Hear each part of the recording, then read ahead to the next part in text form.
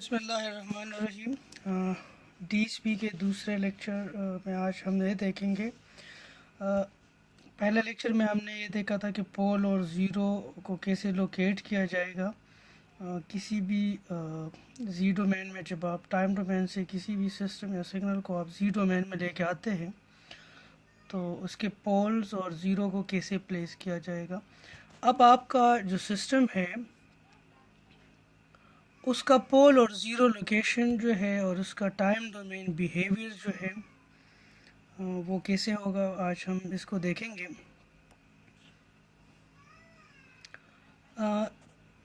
पहले आप इस चीज़ को समझने की कोशिश करें कि आपके पास जब लेप्लास ट्रांसफॉर्म आप लोगों ने पढ़ा था, मैंने आप लोगों को बताया था कि कंटिन्यूस डोमेन में जब आपका जो टाइम है सिग्नल सिस्टम है वो कंटिन्यूस डोमेन में हो तो आप उसको लेप्लास ट्रांसफॉर्म उसका फाइंड करते हैं और उसकी स्टेबिलिटी जो है तो वो सिस्टम तब स्टेबल होगा जब उसका जो पोल होगा वो लेफ्ट हाफ लेन में एग्जिस्ट करेगा।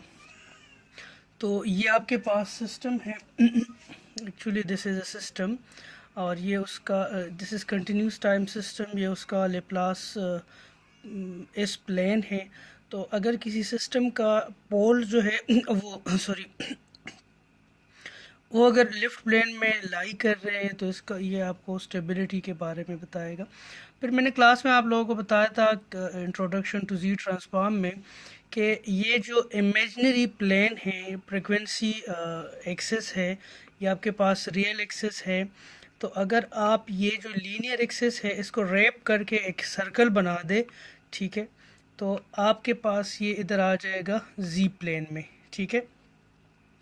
ये नहीं, यहाँ पे आप देखें कि ये जो पोर्शन है this corresponds to low frequency, ठीक है, ये जे ओमेगा एक्सिस है। तो ये नियर टू ओरिजिन जो है, ये नियर टू ओरिजिन जो है ये आपके पास लो फ्रिक्वेंसीज है।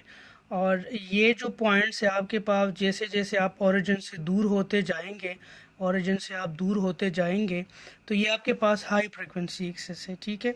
जब आप इसको रैप करते हैं और इसको सर्कल का फॉर्म आप देते हैं तो ये जो पोर्शन है सर्कल का यहाँ पे ये जो है this corresponds to low frequencies और ये जो पोर्शन है this corresponds to high frequency.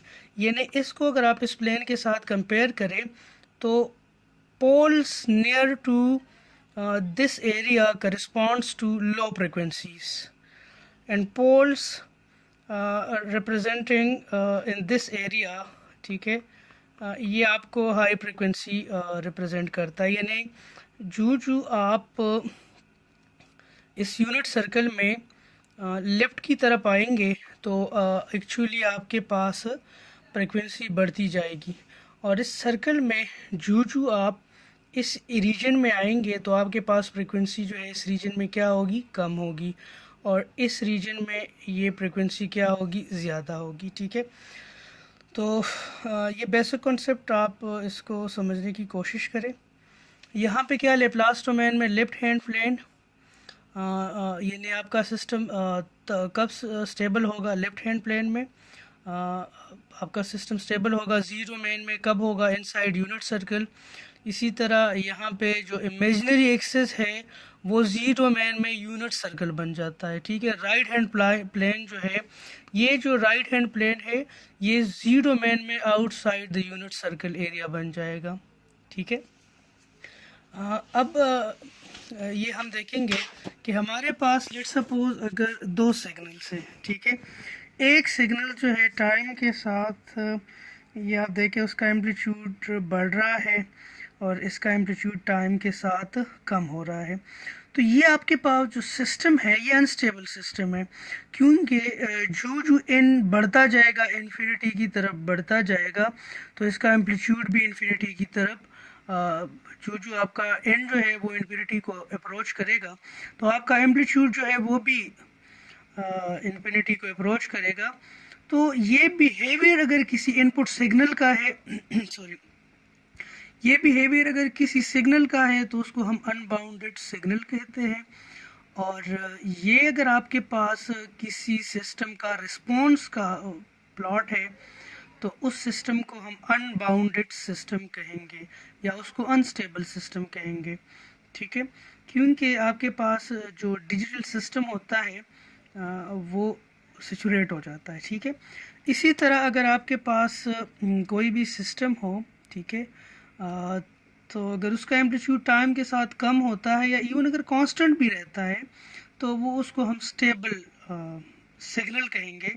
और इस तरह का अगर रिस्पॉन्स किसी सिस्टम का हो तो उस सिस्टम को हम स्टेबल सिस्टम कहेंगे, ठीक है। यानी ये आपके पास एक ऐसा सिस्टम होगा जिसका इम्पल्स रिस्पॉन्स जो है वो क्या होगा, स्टेबल होगा, ठीक है। सो यहाँ पे आप देखें ये हमारे पास एक ऐसा सिस्टम है या आप कह लें कि एक ऐसा सिग्नल है जिसमें एक ही पोल है, ठीक है। तो उस पोल का जो लोकेशन है, उस पोल का जो लोकेशन है वो एक्चुअली हमें क्या बता रहा है, सिस्टम का टाइम डोमेन बिहेवियर हमें बता रहा है। यहाँ पे आप देखें तो ये जो सिस्टम है इसके पोल को आप देखें तो जैसे मैंने आप लोगों को कहा था कि जी प्लेन में एक सिस्टम कब स्टेबल होगा। जी प्लेन में एक सिस्टम तब स्टेबल होगा जब उसका पोल जो है वो यूनिट सर्कल के अंदर हो, ठीक है। तो यहाँ पे ये जो सिस्टम है इसका पोल यूनिट सर्कल के अंदर है तो ये सिस्टम स्टेबल होगा। स्टेबल का क्या मतलब है कि with the passage of time इसका एम्पलीट्यूड कम होता जाएगा। देखिए अब ये पोल यहाँ पे है तो इनसाइड द यूनिट सर्कल है तो with the passage of time इसका जो रिस्पॉन्स इसका एम्पलीट्यूड जो होगा वो क्या होगा, वो डिके होता जाएगा। अब अगर ये एग्जैक्ट अब ये इनसाइड है, अगर ये आउटसाइड होता तो with the passage of time इसका एम्पलीट्यूड जो है वो बढ़ता चला जाता। उसका रीज़न ये है कि जब आपका पोल यूनिट सर्कल से बाहर जाता है तो आपका सिस्टम क्या होगा, अनस्टेबल होगा, क्योंकि area outside the unit circle in Z domain corresponds to area in the right half plane in the S domain. तो जिस तरह इस डोमेन में अगर आपका पोल जो है वो यूनिट सर्कल जो प्लेन में अगर वो लेफ्ट प्लेन में लाई कर राइट साइड के जो प्लेन है उसमें लाई कर रहा है तो वो क्या होगा जी, वो अनस्टेबल होगा। और अनस्टेबल के लिए मैंने आप लोगों को बताया कि with the passage of time उसका एम्पलीट्यूड जो है वो क्या होता जाएगा, बढ़ता जाएगा। तो अब ये क्या है, ये यूनिट सर्कल के इनसाइड है तो ये तो एक बात तो क्लियर है कि इसका जो एम्पलीट्यूड है वो with the passage of time कम होता जाएगा। दूसरा ये है कि ये सिग्नल जो है वो ख़ुद को रिपीट करेगा, ये एक्सपोनेंशियल सिग्नल है, ये रिपीट करेगा, लेकिन इसकी फ्रिक्वेंसी बहुत लो है, क्योंकि मैंने आप लोगों को बताया था कि ये जो रीजन है इसमें अगर पोल लाई करता है तो वो लो फ्रिक्वेंसी का सिग्नल होगा। और जो ये पोल इस रीजन में आएगा, क्योंकि ये जो ये जो एरिया है, ठीक है, ये आपके पास इस प्लेन में आपके पास जो इमेजिनरी एक्सिस है वो हाई फ्रिक्वेंसी पे ये चीज़ यहाँ पे आप देखें, ये एक्चुअली दिस इज़ ये आपके पास ये लोकेशन है, ठीक है। ये जो एरिया है इस प्लेन में ये क्या है, ये दो पीक्स है जो यहाँ पे मिल रहा है। तो यहाँ पे आप देखें चूँकि ये ओरिजिन के करीब है, ठीक है, यहाँ पे इसके साथ आप कंपेयर करें तो ये इसके करीब है, यानी लो फ्रिक्वेंसी, ठीक है। तो ये अपने आप को रिपीट करेगा लेकिन बहुत टाइम बाद, क्योंकि इसकी फ्रिक्वेंसी बहुत लो है, ठीक है। अब यहाँ पे देखें इस प्लेन का अगर हम मिरर लें तो यहाँ पे आ जाएगा, तो ठीक है, यहाँ पे आप देखें इसका मतलब है कि आपका पोल जो है स्टिल वो इनसाइड दी यूनिट सर्कल है, तो आपका जो सिस्टम होगा या जो आपका सिग्नल होगा वो स्टेबल होगा। ये एक बात तो श्योर है कि वो क्या होगा, स्टेबल होगा।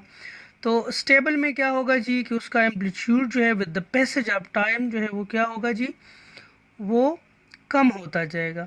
दूसरी जो इम्पोर्टेंट बात ये है कि ये पोल अब ये हाई फ्रिक्वेंसी इस प्लेन में ये जो पोर्शन है ये हाई फ्रिक्वेंसी को रिप्रेजेंट कर रहा है, तो चूंकि ये इसके करीब है तो इसका मतलब है कि जो सिग्नल होगा उसकी जो फ्रिक्वेंसी होगी वो बहुत ज़्यादा होगी, यानी बहुत ही जल्दी वो ख़ुद को रिपीट करेगी। तो यहाँ पे देखें ये पीक फिर ये, ठीक है, ऑसिलेशन कर रहा है, ये फिर उसने ख़ुद को रिपीट किया, इस तरह ख़ुद को रिपीट किया और आहिस्ता आहिस्ता इसका एम्पलीट्यूड कम होता जा रहा है। एम्पलीट्यूड कम क्यों होता जा रहा है? क्योंकि आपका जो पोल है वो इनसाइड द यूनिट सर्कल है और ये स्टेबल सिस्टम है। तो मैंने आप लोगों को बताया कि स्टेबल सिस्टम में with the passage of time उसका एम्पलीट्यूड जो है वो कम होता जाएगा। अब तो हमने एक सिंगल पोल की हम यहाँ पे बात कर रहे हैं, कीप इन माइंड हम यहाँ पे जो बात कर रहे हैं सिंगल पोल की बात कर रहे हैं। यहाँ पे अब ये पोल अगर हम यूनिट सर्कल पे लेके आए, देखें यूनिट सर्कल पे हम लेके आए तो यूनिट सर्कल पे ये this corresponds to zero frequency, क्योंकि ये आपके पास इस डोमेन में, अगर आप इस डोमेन में इस पॉइंट को देखें तो this corresponds to origin. Actually this is this area in इस डोमेन। तो इस डोमेन में ये जो जगह है, ये जो लोकेशन है, ये लो फ्रिक्वेंसी ओरिजिन है, लो फ्रिक्वेंसी को रिप्रेजेंट कर रहे हैं। तो अगर एक पोल एग्जैक्ट यहाँ पे लाई कर रहा है तो इसका मतलब है कि उसकी फ्रिक्वेंसी क्या है? ज़ीरो है। इसकी फ्रिक्वेंसी जी क्या है? ज़ीरो है। और चूंकि न तो ये इनसाइड द यूनिट सर्कल है तो न तो इसका एम्पलीट्यूड जो है वो कम होगा, न ये आउटसाइड द यूनिट सर्कल है तो न इसका amplitude with the passage of time बढ़ेगा, बल्कि ये एग्जैक्ट सर्कल के बाउंड्री पे है, एग्जैक्ट आपके पास इस पोजीशन पे है। तो ये जो सिग्नल है ये कांस्टेंट यानी डीसी सिग्नल को रिप्रेजेंट करेगा। अगर हम सिग्नल की बात करें तो ये आपके पास एक डीसी सिग्नल होगा, ये ख़ुद को रिपीट नहीं करेगा, इसकी फ्रिक्वेंसी ज़ीरो होगी। तो यहाँ पे आप देखें इसकी फ्रिक्वेंसी क्या है जी? ज़ीरो है, ठीक है। अच्छा, और ये ज़ीरो से सारे सिस्टम होंगे, ये सारे सिस्टम जो है ना ज़ीरो से स्टार्ट होंगे, ठीक है, क्योंकि pole inside the unit circle है। अच्छा, अगेन आप यहाँ पे देखें, इसका अगर मिरर हम ले तो इसका मिरर यहाँ पे आएगा। तो यहाँ पे आप देखें, यहाँ पे क्या मतलब है कि this corresponds to a very high frequency signal, ये this corresponds to a very high signal, high frequency signal. क्यों? अगेन मैं रिपीट कर रहा हूँ, क्योंकि सॉरी, क्योंकि ये जो आपके पास पोर्शन है इसको अगर आप इस डोमेन में देखें तो this corresponds to these two points, क्योंकि इन दो टू पॉइंट्स को जब आप लोगों ने मिलाया है तो ये यूनिट सर्कल आपके पास यहाँ से आप लोगों के पास आया है। तो ये दो पॉइंट्स जो है यहाँ इस जगह को रिप्रेजेंट कर रहे हैं, तो यहाँ पे क्या होगा? हाई फ्रिक्वेंसी होगी। अगेन चूंकि ये यूनिट सर्कल के ऊपर लाई कर रहा है तो with the passage of time signal का एम्पलीट्यूड जो है वो न कम होगा न ज़्यादा होगा, क्योंकि सिग्नल का एम्पलीट्यूड कब जो है वो कम होता है? जब आपके पास पोल यूनिट सर्कल के अंदर हो तब आपका amplitude with the passage of time कम होगा। आपका amplitude with the passage of time कब बढ़ेगा, यानी अनबाउंडेड कब होगा? जब ये यूनिट सर्कल के आउटसाइड हो।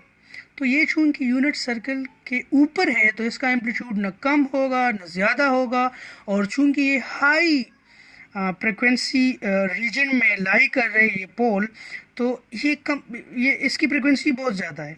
ये देखें ये इसकी फ्रिक्वेंसी बहुत ज़्यादा है, यानी दिस इज़ वन साइकिल, तो इसने ख़ुद को रिपीट किया है, ठीक है, और इस तरह ये आपके पास ये सिग्नल जो है हाई फ्रिक्वेंसी का सिग्नल आ गया कि अल्टरनेट सैंपल जो है वो ख़ुद को रिपीट कर रहे हैं, ठीक है जी।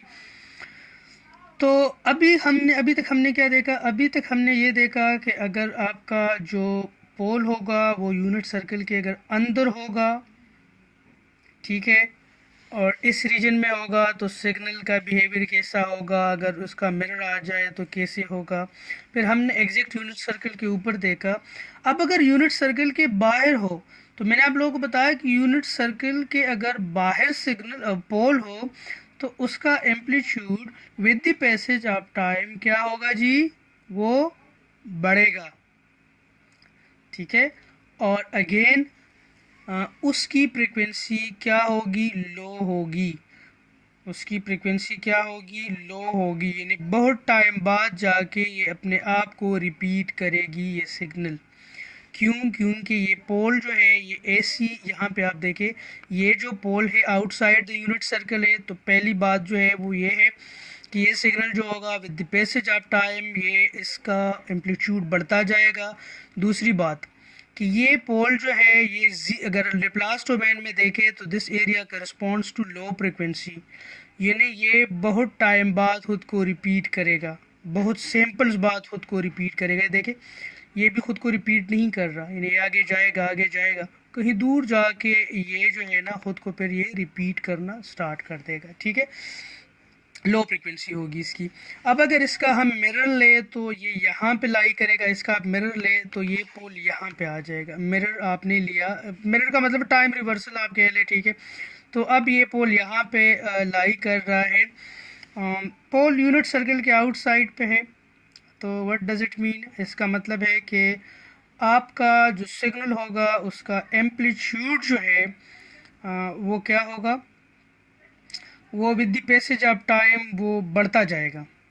ठीक है, पहले जो ऑब्जर्वेशन इस जी प्लेन को आप देख के करेंगे तो आप लोकेशन आप पोल को देखेंगे कि pole inside the unit circle है तो एम्पलीट्यूड कम होता जाएगा, pole exact on the circle है तो एम्पलीट्यूड कांस्टेंट होगा, पोल आउटसाइड द सर्कल है तो एम्पलीट्यूड बढ़ेगा। अब एम्पलीट्यूड बढ़ेगा लेकिन उसकी फ्रीक्वेंसी क्या होगी वो डिपेंड कर रहा है कि ये कहाँ पे है। आउटसाइड द यूनिट सर्कल है, लेकिन ये अगर आप देखें तो ये दो पॉइंट्स जो है ये लेप्लास जो इस प्लेन है ये वहाँ पे हाई फ्रीक्वेंसी को रिप्रेजेंट कर रहा है, ये लोकेशन। तो ये इसके करीब है तो इस वजह से इसकी फ्रीक्वेंसी बहुत हाई होगी, और with the passage of time ये देखिए इसकी फ्रीक्वेंसी बहुत हाई है, इसने यहाँ पे खुद को रिपीट किया, लेकिन with the passage of time इसका एम्पलीट्यूड जो है वो बढ़ता चला जा रहा है। ठीक है, तो यहाँ पे आप देखें कि सारे के सारे पोल जो है रियल पोल्स हैं। ठीक है, सारे के सारे पोल्स कौन से पोल्स है, ये रियल पोल्स है। ये नहीं, यहाँ पे आप देखें ये जो लाइन है दिस करस्पॉन्ड्स टू रियल, ठीक है, और ये जो लाइन है दिस करस्पॉन्ड्स टू इमेजिनरी। तो ये देखिए यहाँ पे ये पोल यहाँ पे लाई कर रहा है, ये इसका मतलब है कि प्योर रियल पोल है, this is purely a real pole, this is purely a real pole. अब अगर ये पोल यहाँ पे लाई करता तो ये इमेजिनरी पोल होता, यहाँ पे अगर लाई करता तो इमेजिनरी होता, यहाँ पे लाई करता तो इमेजिनरी होता, यहाँ पे लाई करता है इमेजिनरी होता, यहाँ पे लाई करता तो इमेजिनरी होता। यानी ये पोल सिर्फ रियल एक्सिस के ऊपर अभी तक हमने स्टडी किया हुआ है। ठीक है, तो कीप इन माइंड जब रियल एक्सिस पे होगा पोल, ठीक है, तो वो आपके पास एक एक्सपोनेंशियल सिग्नल होगा। ठीक है, और चूंकि आपके पास साइन सिग्नल भी एक एक्सपोनेंशियल सिग्नल्स का कम्बिनेशन है तो साइन सिग्नल भी हो सकता है। इसको थोड़ा मज़ीद हम आगे देखते हैं, दो पोल के केस को हम स्टडी करेंगे। तो टू पोल्स में हम ऐसे सिग्नल्स को देखेंगे जिनके दोनों पोल्स जो है वो रियल एक्सिस पे हो, और अगर आपके पास दोनों पोल जो है वो आपके पास रियल प्लस इमेजिनरी एक्सिस पे हो तो उसका बिहेवियर क्या होगा। जी यहाँ पे आप देखें कि अगर पोल्स जो है आपके पास यहाँ पे आप देखें तो नंबर ऑफ पोल्स 2 है और दोनों पोल यहाँ पे लाई कर रहे हैं, तो आप सिग्नल के बिहेवियर को आप देखें। ठीक है, कि सिग्नल जो है उस पहले तो ये सिग्नल स्टेबल होगा, ये देखिए आपका सिग्नल स्टेबल है। ठीक है, अगेन इसका आप मिरर लें तो इसकी फ्रीक्वेंसी बढ़ जाएगी, यानी पहले ये था, ठीक है, तो ये अब यहाँ पे ये ख़ुद को अल्टरनेट स्टार्ट कर देगा, यानी इसकी फ्रीक्वेंसी बढ़ जाएगी। ठीक है, और with the passage of time इसका एम्पलीट्यूड जो है कम होता जाएगा। ये आप देखें द पैसेज ऑफ टाइम इसका एम्पलीट्यूड कम होता जा रहा है। क्यों? उसका रीज़न ये है कि ये आपके पास इनसाइड द यूनिट सर्कल है।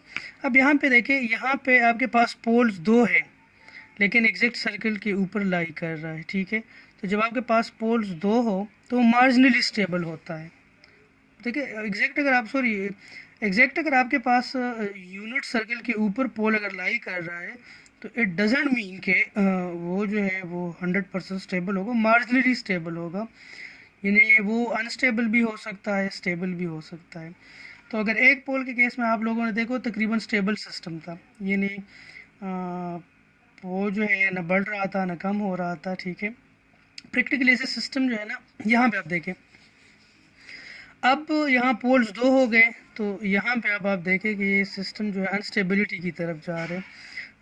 ये जो पोल है दिस का response to low frequency time domain signal. तो ये देखिए ये लो फ्रिक्वेंसी बहुत काफ़ी टाइम बाद खुद को रिप्रेजेंट कर रहा है।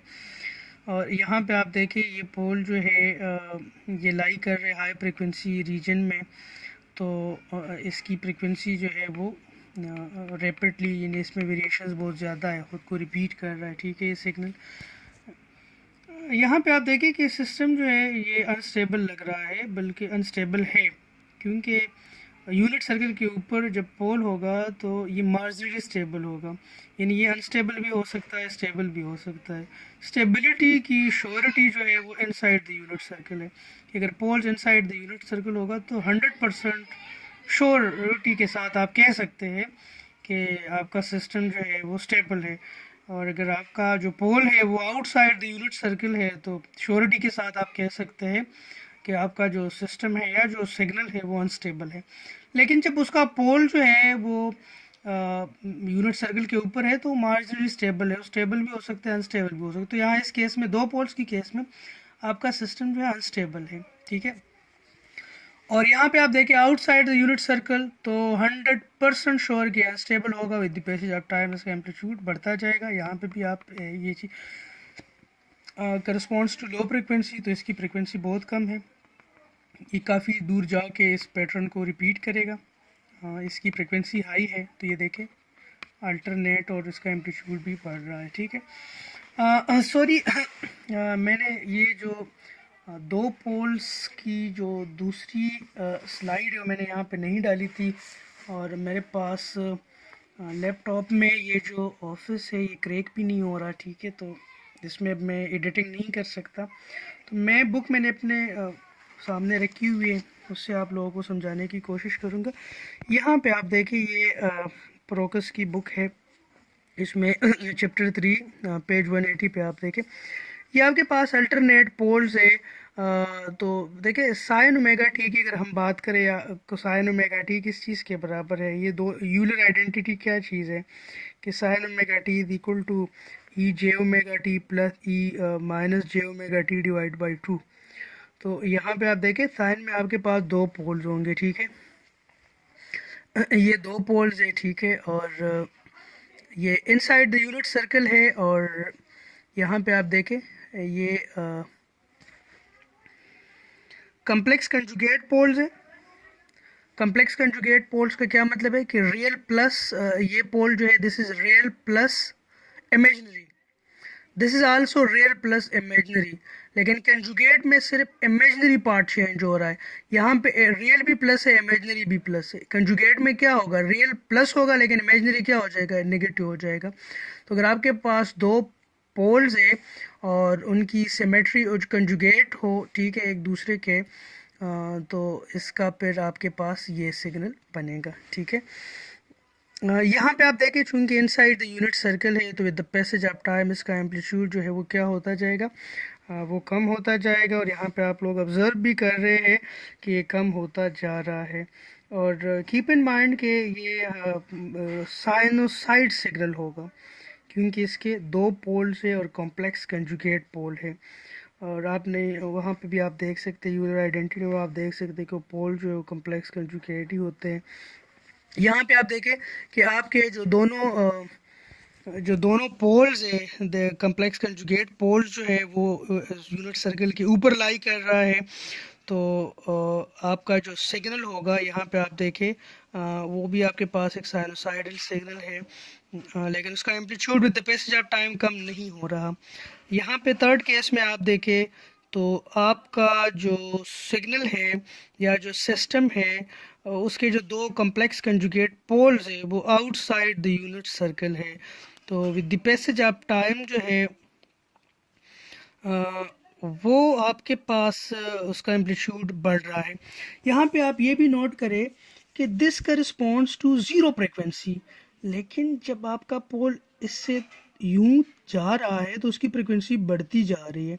ये पोल अगर यहाँ पे लाई करे, यहाँ पे अगर ये पोल लाई करे तो with the passage of time उसका एम्पलीट्यूड भी बढ़ेगा और उसकी फ्रिक्वेंसी भी बहुत ज़्यादा होगी। ये पोल अगर यहाँ पे लाई करे, ये पोल अगर यहाँ पे लाई करे तो क्या होगा जी, with the passage of time एक तो उसकी फ्रिक्वेंसी ज़्यादा होगी क्योंकि ये पोल यहाँ पे लाई करेंगे, और दूसरा ये है हाँ सॉरी एम्पलीट्यूड इसका कांस्टेंट रहेगा क्योंकि मार्जिनली स्टेबल सिस्टम है। ठीक है, तो ये आप लोगों ने देखा टाइम डोमेन बिहेवियर सिग्नल का क्या होगा। पोल से आप कैसे पता चलाएंगे कि आपके सिग्नल का टाइम डोमेन बिहेवियर क्या है। डिपेंड करता है कि सिग्नल के पोल्स कितने। आपका जो सिस्टम होगा उसका ज़ीरो जो है वो भी मैटर कर रहा है। ठीक है, इसको समराइज करते हैं कि causal real signals with simple real poles. अगर आपके पास है signal causal real signals with simple real poles or simple complex conjugate pair of poles which are inside or on the unit circle are always bounded in amplitude. ठीक है, furthermore a signal with a pole near the origin decays more rapidly than one associated with the pole near the unit circle. ठीक है, thus the time behavior of a signal depends strongly on the location of its pole relative to the unit circle. Zeros also affect the behavior of a signal but not as strongly as poles. ठीक है, तो zeros जो है वो भी effect कर रहा है सिग्नल के बिहेवियर को, लेकिन इतना स्ट्रॉन्ग इफेक्ट वो नहीं होता। ठीक है, तो ये बुक का एक पैराग्राफ मैंने पढ़ लिया। तो ये तो हो गया जी। LTI सिस्टम में अभी तक हमने क्या किया था कि हमने ये देखा था कि अगर आप लोगों के पास टाइम डोमेन की अगर हम बात करें तो हम क्या करते थे, हम एक इनपुट सीक्वेंस देते थे एक्सा पिन, और हमें एक आउटपुट सिग्नल गिवन होता था वाई पिन, और हमें कहा गया जाता था कि हमें एक्सा पिन गिवन होता था, हमें एच पिन गिवन होता था, और हम वाई पिन फाइंड करते थे। यानी दो सिग्नल्स को कन्वॉल्व करते थे। तो दो सिग्नल्स कौन से होते थे, एक इनपुट सिग्नल होता था, एक सिस्टम का रिस्पांस होता था, उन दोनों को आपस में हम कन्वॉल्व करते थे तो हमारे पास आउटपुट आता था वाई पिन। ठीक है, अब टाइम डोमेन में हमने इस चीज़ को स्किप किया था कि हमने सिस्टम का इम्पल्स रिस्पांस जो है वो कैसे निकालना, इस चीज़ को हमने स्किप किया था। ठीक है, देखिए एक्स पिन और वाई पिन का रिलेशन क्या है। वाई पिन क्या चीज़ है, दिस इज आउटपुट। आउटपुट क्या है, input convolve with the system response. तो वाई पिन टाइम डोमेन में y pin is equal to x pin convolve with H pin. तो दिस इज कन्वोल्यूशन। यहाँ पे अगर हमने एच पिन फाइंड करना हो तो we can not do simply कि H n is equal to Y n divide by X n. ये हम नहीं कर सकते क्योंकि एक्स पिन और एच पिन के दरमियान जो रिलेशन है that is not multiplication but it's a convolution. तो हमने जी ट्रांसफॉर्म की एक प्रॉपर्टी पढ़ी थी कि टाइम डोमेन में convolution corresponds to multiplication in Z domain. तो अगर आप लोगों को लेट सपोज इनपुट और आउटपुट आप लोगों को गिवन हो और आप लोगों से ये पूछा जाए कि इसका इम्पल्स रिस्पॉन्स फाइंड करें, तो टाइम डोमेन में इसको फाइंड करना मुश्किल है क्योंकि it's not simple multiplication but it's convolution. तो आप इस तरह नहीं कर सकते कि H n is equal to Y n divide by X n. तो सिंपल ये होगा कि देखिए टाइम डोमेन में क्या रिलेशन है, Y n is equal to x pin convolve with H n. आप इनको जी डोमेन में लेके आए तो Y n corresponds to Y Z equal अपनी जगह पे आ जाएगा, H n corresponds to H Z, convolution corresponds to multiplication and X n corresponds to X Z. अब आप लोगों के दरमियान यहाँ पे वाई जी और एक्स जी का रिलेशन क्या है, Y Z is equal to H of Z multiplied by X of Z. तो यहाँ से आप एक्स ऑफ जी फाइंड कर सकते हैं कि X of ji is equal to Y of Z divide by X of Z. तो आप सिंपली वाई ऑफ जी को एक्स ऑफ जी से डिवाइड करें तो आपके पास एच ऑफ जी आ जाएगा। अब एच ऑफ जी का आप इन्वर्स लेप्लास ट्रांसफॉर्म ले तो आपके पास क्या आ जाएगा, एच ऑफ एन आ जाएगा। तो हमने इस चीज़ को टाइम डोमेन में स्किप किया था कि how to find h of n. ठीक है, तो एच ऑफ एन फाइंड करना नॉर्मली इजी होता है अगर आप इसको जी डोमेन में लेके आते हैं, क्योंकि जी डोमेन में आपका जो इनपुट और आउटपुट का रिलेशन होता है वो वाई ऑफ जी जो है यानी कन्वोल्यूशन जो मल्टीप्लिकेशन में आ जाता है। ठीक है, तो इस पे एक छोटा सा न्यूमेरिकल करेंगे। यहाँ पे आप देखें, ये आपके पास एक डिफरेंस इक्वेशन है, y of n is equal to 1/2 y of n minus 1 plus 2 x of n। इनके कहने का मतलब ये है कि अगर एक सिग्नल है, अगर आप उसको x ऑफ n इनपुट देते हैं तो आउटपुट पे आपको क्या देता है, 1/2 y of n minus 1 plus 2 x of n। ये आपको क्या मिल रहा है, दिस इज आउटपुट। अब सिंपल क्या करें, इसको जी डोमेन में लेके आए तो y ऑफ n क्या हो जाएगा, this will be y of z। 1/2 अपनी जगह पे आ जाएगा, y ऑफ n माइनस 1 का z डोमेन क्या आ जाएगा, z transform 1/2 y of z z inverse plus 2 अपनी जगह पे, x ऑफ n की जगह क्या हो जाएगा, x ऑफ z।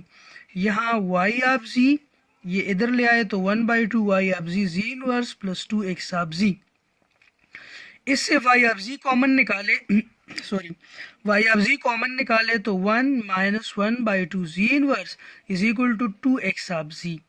अब आपके पास h ऑफ z किस चीज़ के बराबर है, h of z is equal to y of z divide by x of z। तो इसको आप इस तरह अरेंज कर लें, y of z divide by x of z is equal to 2 divide by 1 minus 1/2 z inverse, यानी h of z is equal to 2 1 divide by 1 minus 1/2 z inverse. और इसका जब आप इनवर्स ट्रांसफॉर्म लेते हैं तो h ऑफ n किस चीज़ के बराबर होगा, 2 1/2 n u ऑफ n। ठीक है, हाँ, कुछ इन्वर्स लेप्लास ट्रांसफॉर्म जो है वो हम मैथमेटिकली फाइंड करेंगे और कुछ इन्वर्स लेप्लास ट्रांसफॉर्म जो है वो हम टेबल से देखेंगे। यहाँ पे आप देखें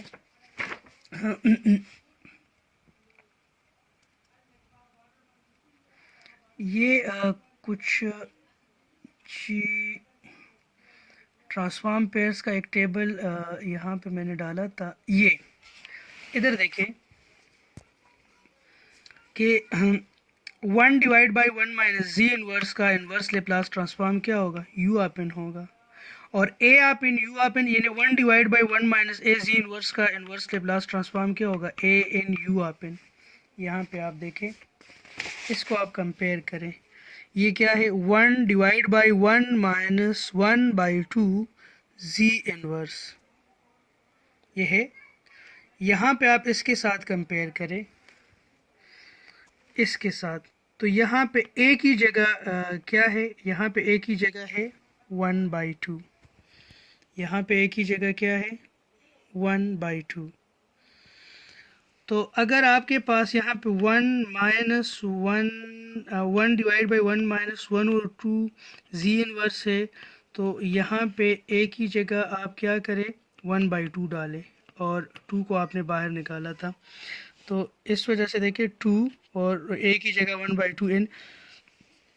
तो ये तो बहुत सिंपल था, हमें बिल्कुल गिवन था कि 2 divide by 1 minus 1/2 is inverse. लेकिन अगर इस फॉर्म में हमारे पास ना हो तो हमने जी डोमेन में जो रिप्रेजेंटेशन है उसको इस तरह के फॉर्म में लेके आना है कि जिसको टेबल में देख के हम उसका इन्वर्स लेप्लास ट्रांसफॉर्म जो है फाइंड कर सकेंगे। ठीक है, तो यहाँ पे आप देखें आपके पास एच ऑफ n क्या है, that is 2 into 1 divide by 2 उसका पावर n और u ऑफ n। ये आपके पास इस सिस्टम का इम्पल्स रिस्पॉन्स है। तो इम्पल्स रिस्पॉन्स कंपैरेटिवली जी डोमेन में निकालना आसान है और आपके पास टाइम डोमेन में ये मुश्किल है। टाइम डोमेन में मैंने इस चीज़ को स्किप किया था, how to find impulse response. ठीक है जी। Still we have round about 15 minutes. और अच्छा, ऑनलाइन लेक्चर का मुझे एक फ़ायदा ये हो रहा है कि मेरी मर्ज़ी में जितनी वीडियो रिकॉर्ड करना चाहूँ, मुझे कोई यहाँ पे रोकने वाला नहीं है कि सर क्लास ख़त्म हो गई, सर हमें दूसरे क्लास में भी जाना है। तो ये एक मुझे फ़ायदा है। वैसे मैं 40 मिनट से 45 मिनट से ज़्यादा वीडियो नहीं बनाऊँगा। नॉर्मली हम क्लास 45 मिनट का क्लास ही होते हैं, 5 मिनट तो अटेंडेंस और उसमें लग जाता है। ठीक है, तो ये चीज़ें हमने पढ़ ली, ये इसकी आपको होपफुली समझ आई होगी। ये वही एग्जांपल की उन्होंने कोशिश की है। ठीक है, इन्वर्स जी ट्रांसफॉर्म जो है उसको हम फाइंड करने की कोशिश करेंगे। पहला जो तरीका है the inverse z transform by power series expansion. अब कीप इन माइंड यहाँ पे जब आप पावर सीरीज एक्सपेंशन करेंगे, आप इन्वर्स जी ट्रांसफॉर्म निकालेंगे, तो आपके पास रीजन ऑफ कन्वर्जेंस का होना बहुत ज़रूरी है। क्योंकि हमने देखा था स्टार्ट में, इस लेक्चर के स्टार्ट में हमने देखा था कि दो डिफरेंट तरह के सिग्नल्स थे टाइम डोमेन में, लेकिन उनका जी ट्रांसफॉर्म जो था वो बिल्कुल सेम था, एक्सेप्ट उनका रीजन ऑफ कन्वर्जेंस। उनका रीजन ऑफ कन्वर्जेंस जो है वो डिफरेंट था। तो इस तरह अगर आपके पास जी डोमेन में कुछ एक्सप्रेशन गिवन हो और आपसे कहा जाए कि आप इसका जो है टाइम डोमेन इन इसका इन्वर्स जी ट्रांसफॉर्म फाइंड करेंगे, तो आपके पास रीजन ऑफ कन्वर्जेंस का होना नहायत ज़रूरी है। ये रीजन ऑफ कन्वर्जेंस को देख के आप जी ट्रांसफॉर्म इन्वर्स जी ट्रांसफॉर्म निकाल सकेंगे। क्योंकि आपके पास रीजन ऑफ कन्वर्जेंस नहीं गिवन, तो वो टाइम डोमेन में सेम जी सिग्नल जो है वो टाइम डोमेन में दो मुख्तलिफ यानी मुख्तलिफ सिग्नल को रिप्रेजेंट कर सकता है। ठीक है, तो पावर सीरीज एक्सपेंशन में हम क्या कर रहे हैं जी, पावर सीरीज एक्सपेंशन की अगर हम बात करें,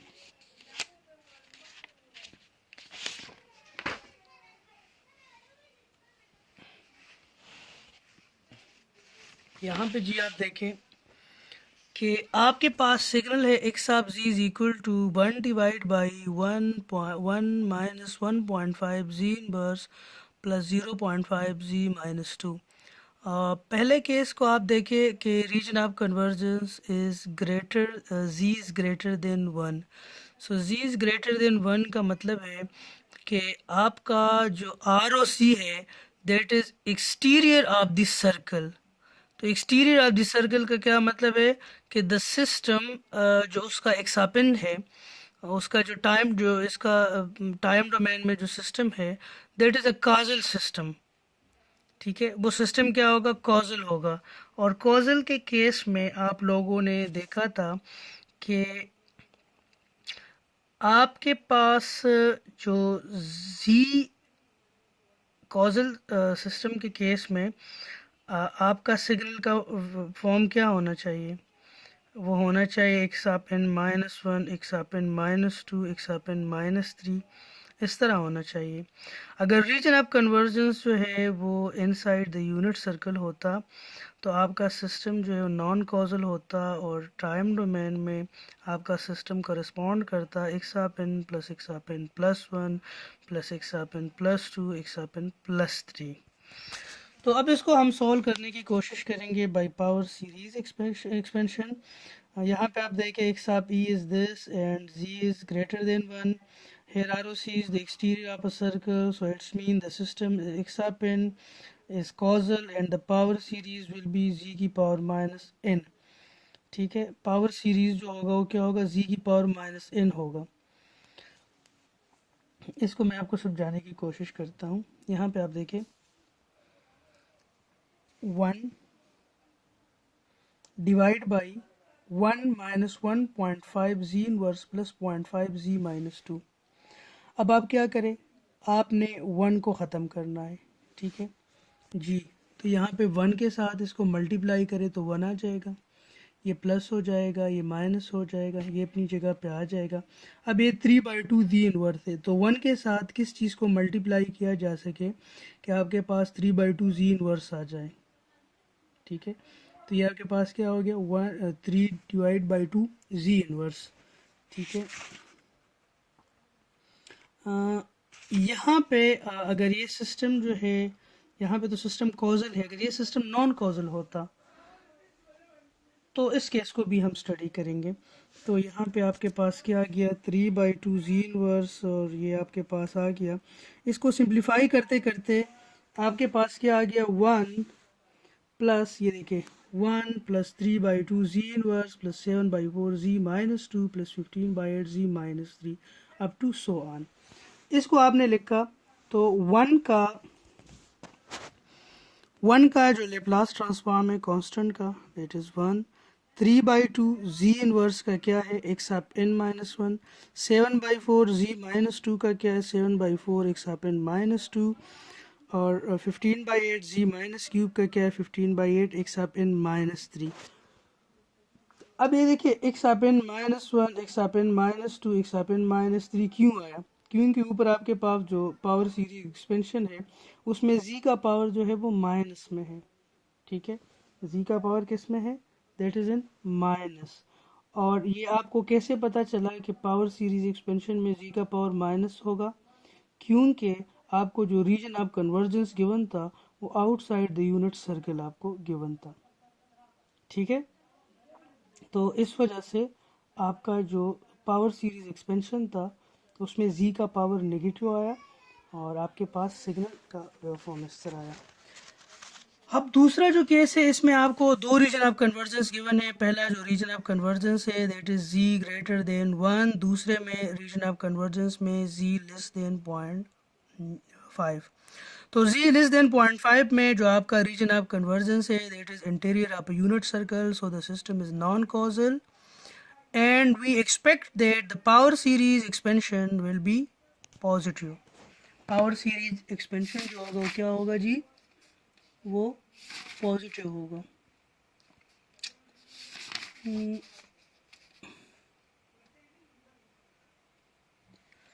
जी यहाँ पे आप देखें तो this is 1 divide by 1 minus 3/2 z inverse plus 1/2 z minus 2। Again same signal है, लेकिन यहाँ पे 3/2 लिखा है, वहाँ पे 1.5 था, यहाँ पे 1/2 1.5।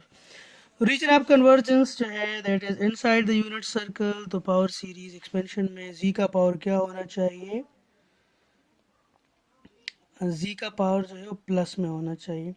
तो जब आप जी के पावर प्लस की बात करें तो आप ये जो सिग्नल है इसका ऑर्डर जो है वो आप चेंज करें। देखिए 1/, इस सिग्नल को आप इस तरह लिखिए, 1 divide by 1/2 z minus 2 minus 3/2 z inverse, और ये +1 आ जाएगा। देखिए यहाँ पे आपने एज इट इज सिग्नल को लिखा, क्यों, क्योंकि रीजन ऑफ कन्वर्जेंस जो है, रीजन ऑफ कन्वर्जेंस यहाँ पे क्या है, एक्सटीरियर ऑफ द सर्कल है। तो एक्सटीरियर ऑफ द सर्कल के केस में आपने क्या किया, 1 डिवाइड बाई एग्जैक्ट इसी तरह आपने ये सिग्नल लिखा। लेकिन अगर रीजन ऑफ कन्वर्जेंस जो है आउटसाइड द यूनिट सर्कल है तो आप क्या करेंगे, यानी आउटसाइड द सर्कल है तो आप क्या करेंगे, 1.5 जी इनवर्स यहाँ पे लिखेंगे, यानी इसका थोड़ा सीक्वेंस चेंज करेंगे, इसको आप यूँ लिख के, ठीक है, 0.5 जी इनवर्स फिर लिख के -1.5 जी इनवर्स +1। ठीक है, यहाँ पे इधर देखें, चूंकि this is outside the unit circle तो यहाँ पे देखें 1 divide by 1/2 ji inverse minus 3/2 z inverse और +1। अब आप क्या करें, यहाँ पे देखिए 1/2 जी माइनस 2 है, तो यहाँ पे क्या है, 1 है, तो 1/2 जी माइनस 2 को किस चीज़ से मल्टीप्लाई करें कि हमारे पास 1 आ जाए। तो 1/2 को अगर 2 से मल्टीप्लाई किया जाएगा तो 1 आएगा, और जी माइनस 2 को अगर जी स्क्वायर से मल्टीप्लाई करें, यानी 1/2 जी माइनस 2 को अगर 2 जी स्क्वायर से मल्टीप्लाई किया जाए तो आपके पास आंसर क्या आएगा, 1 आएगा। इसी तरह इसको इससे मल्टीप्लाई करें तो ये आएगा, इसको इससे मल्टीप्लाई करें तो ये आएगा। आप जिस तरह आप सिंपल डिवीजन करते हैं, ठीक है, तो ये 3z आ जाएगा, 2z² आ जाएगा। फिर 3z को आप कैसे ख़त्म करेंगे, 3z को कैसे आपने ख़त्म करना है, तो अगर आप 1/2z को अगर आप 6z³ से मल्टीप्लाई करें तो आपके पास 3z आएगा। इस तरह इसको आप अगेन इससे मल्टीप्लाई करेंगे और आगे चलते चलते आपके पास जो है ये आ जाएगा, x of z is equal to 2z² plus 6z³ plus 14z4 plus up to so on. तो इसको आप जो है टाइम डोमेन में लेके आए। This is 2z² correspond to x of n plus 2 is 6 x of n, ये x of n plus 3 हो जाएगा, 14 x ऑफ n प्लस 4 हो जाएगा एंड सो ऑन। अब यहाँ पे आप देखें इस सिस्टम में एक ड्रॉबैक है। फ्रॉम दिस एग्जाम्पल, ये जो एग्जाम्पल हमने किया, इस एग्जाम्पल में हमने दो रीजन ऑफ सेम सिग्नल के लिए हमने दो रीजन ऑफ कन्वर्जेंस देखे।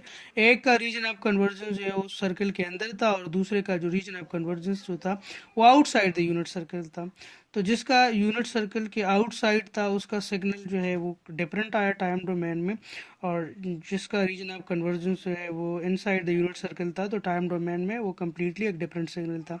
लेकिन यहाँ पे आप देखिए from this example we note that in general the method of long division will not provide answer for x of n when n is long.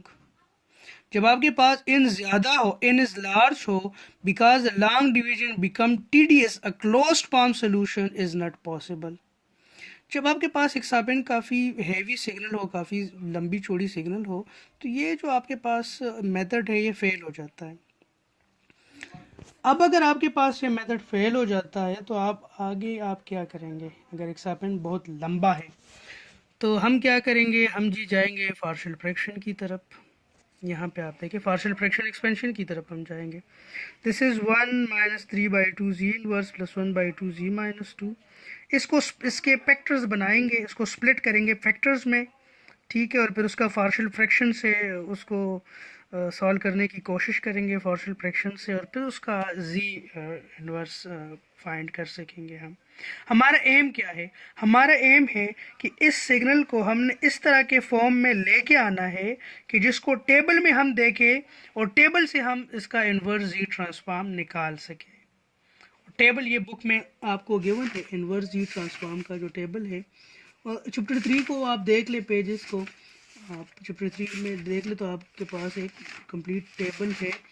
मैं यहाँ से देखने की कोशिश करूँगा, ठीक है। स्लाइड्स मैंने आप लोगों को भी बताया भी था जी, ये आपके पास टेबल है। यानी हमारा एम जो है, हमने सिग्नल को इस तरह के फॉर्म में लेके आए, 1 divide by 1 minus ji inverse 1 minus A ji inverse, इस तरह के फॉर्म में हमने लेके आना है सिग्नल, और फिर ये टेबल आपको गिवन होगा और इस टेबल से हमने यहाँ पे लेके मैप कर देना है। तो यहाँ पे आप देखें ये जो आपके पास सिग्नल है 1 divide by 1 minus 3/2 z inverse plus 1/2 z minus 2, तो ये इस टेबल में इस तरह का मिलता जुलता फॉर्म नहीं है, ठीक है। तो हमने क्या करना है, हमने इसको फैक्टर्स इसके फाइंड करके इसको स्प्लिट करना है। पार्शियल फ्रैक्शन पे अगर आप लोगों को याद हो, जब तक रेगुलर क्लासेस हो रहे थे, ठीक है, मैंने आप लोगों को इंटरनल जो ईमेल है, मैंने आप लोगों के साथ एक लिंक शेयर किया था। आप अपना IST का जो इंटरनल ईमेल है उसको आप खोलें, आप लोगों के साथ मैंने एक लिंक शेयर किया था। उस लिंक में पार्शियल फ्रैक्शन एक्सपेंशन के तरीके थे, ठीक है, कि कैसे आप लोगों ने पार्शियल फ्रैक्शन करना है, वो आप लोग स्टडी कर ले। तो अगला क्लास जो है, जब आप लोग उसको स्टडी करेंगे तो हम इन्वर्स जी ट्रांसफॉर्म फाइंड करने के एबल होंगे, ठीक है। अब पार्शियल फ्रैक्शन तो आप लोग FSC में भी पढ़ चुके हैं, और होपफुली जो आप लोगों के पहले जो 2 सेमेस्टर के मैथमेटिक्स के जो कोर्स आप लोगों को पढ़ाए गए थे वहाँ पे भी आपको पढ़ाए जा चुके हैं। तो आप लोग जो है पार्शियल फ्रैक्शन एक्सपेंशन जो है वो आप लोग पढ़ के आइएगा। मेरे ख्याल में FSC का अगर मैथमेटिक्स का बुक खोले, या फर्स्ट ईयर का या सेकंड ईयर का, मुझे अब याद नहीं है, तो उसमें एक कंप्लीट चैप्टर है, उसमें 3-4 एक्सरसाइजेज है, वो आप थोड़ा करके आइएगा, ठीक है। तो पार्शियल आप लोगों के लिए जो इन्वर्स जी ट्रांसफॉर्म निकालना हो इजी हो जाएगा। मैं हार्डली इस पे 2 न्यूमेरिकल्स करके आगे मूव करूँगा, ठीक है, क्योंकि पार्शियल फ्रैक्शन में ज़्यादा टाइम नहीं दे सकता, ठीक है।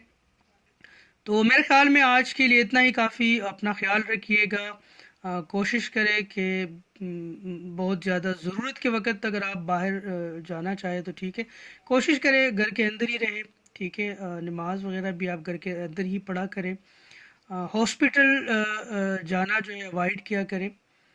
कोशिश करें अगर आप लोगों को या आपके फैमिली में किसी को मसला हो तो लोकल क्लिनिक आप जाया करें जहाँ पे इतना भीड़ भाड़ ना हो, ठीक है। और अपना ख्याल रखें, अपने प्यारों का ख्याल रखें, और इंशाल्लाह ये मुश्किल वक्त जो है ये ख़त्म हो जाएगा, ठीक है। तो ज़िंदा बचे इंशाल्लाह, ज़िंदा ही बचेंगे, सच इतना मसला नहीं है, मौत तो जब लिखी होगी ठीक है तो मरेंगे, लेकिन ज़िंदा रहे इंशाल्लाह। तो आइस टी के प्यारे क्लासरूम में मिलेंगे, ठीक है, और गपशप लगाएंगे, ठीक है। तो चले, ठीक है, ओके, अल्लाह हाफिज़। अपना ख्याल रखें, ज़िंदा रहे तो मिलेंगे। ओके, अल्लाह हाफिज़।